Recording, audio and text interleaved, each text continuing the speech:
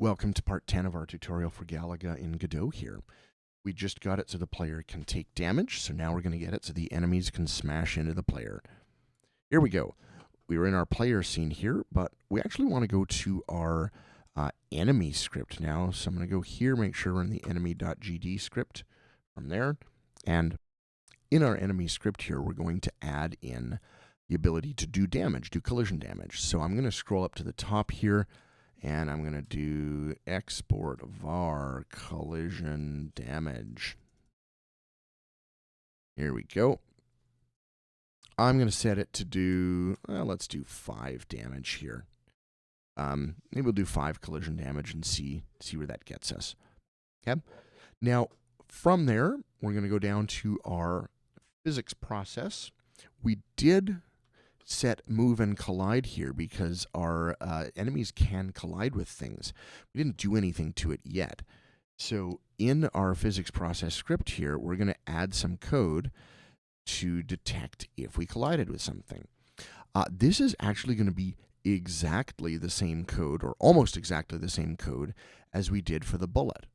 So let's copy it. So I'm going to go to the bullet here. I'm going to find this here.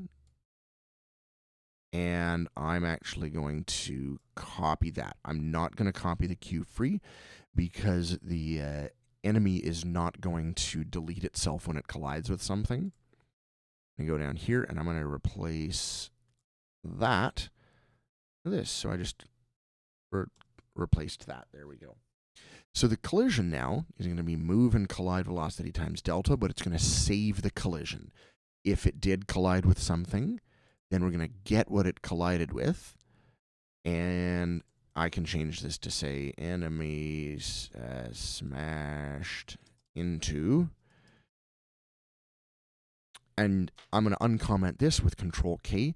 So what we're doing is we're just printing out what the enemy actually collided with.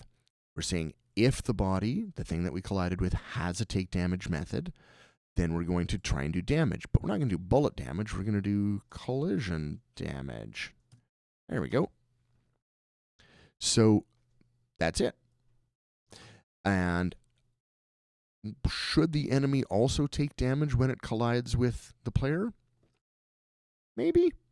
Right now, we're not going to set it that way. We don't want to set this in the game. We could add that. Maybe we could add it into the player where if it collides with something that can take damage, that thing also takes damage.